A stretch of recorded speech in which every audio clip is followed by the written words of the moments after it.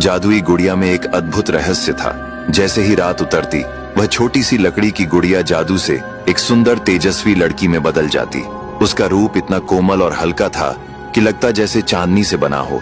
वह बिना किसी शोर के घर का सारा काम कर देती, पूरे घर को झाड़ बुहार कर चमका देती, रसोई में आग जला देती, स्वादिष्ट भोजन तैयार कर देती और फिर ठीक सुबह होने से पहले दोबारा एक साधारण गुड़िया बनकर चुपचाप वासिलीसा की जेब में जा बैठती। धीरे धीरे इस जादुई सहायता का असर वासिलीसा पर दिखने लगा। उसकी त्वचा पहले से अधिक उजली और कोमल होती चली गई। उसके चेहरे पर एक शांत चमक आ गई। उधर उसकी सौतेली बहनें, जो हमेशा ईर्ष्या और घमंड से जलती थीं, अपने स्वभाव की कड़वाहट से और भी कुरूप लगने लगीं। कुछ समय बाद वासिलीसा के पिता व्यापार के लिए दूर बाजार चले गए। उसी रात घना अंधेरा छा गया। बादलों की गड़गड़ाहट से पूरा घर कांप उठा और मूसलाधार बारिश शुरू हो गई। हवा इतनी तेज चल रही थी कि लगता था मानो जंगल के भीतर कहीं कोई दानव गरज रहा हो। इस भयानक रात में सौतेली माँ ने तीनों लड़कियों को काम सौंपे।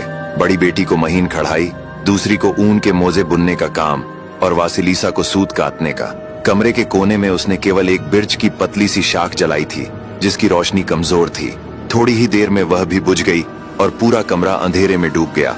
अंधेरे में बड़ी बहन चीखी, अब क्या होगा? हमें काम भी पूरा करना है और यहाँ तो कुछ दिख ही नहीं रहा। दूसरी बहन डरते हुए बोली, मैं बाबा यागा के घर तो हरगिज नहीं जाऊंगी, वह चुड़ैल इंसानों को खा जाती है। दोनों बहनों ने एक दूसरे की ओर देखा और एक स्वर में कहा, तो वासिलीसा ही जाएगी, रोशनी वही लाएगी। बिना दया दिखाए उन्होंने वासिलीसा को दरवाजे से बाहर धक्का दे दिया।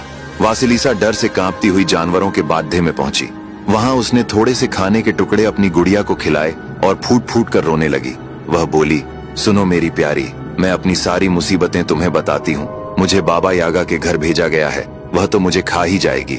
गुड़िया शांतिपूर्वक अपना भोजन खाती रही। फिर उसकी छोटी आंखें दो जलती हुई मोमबत्तियों की तरह चमक उठीं।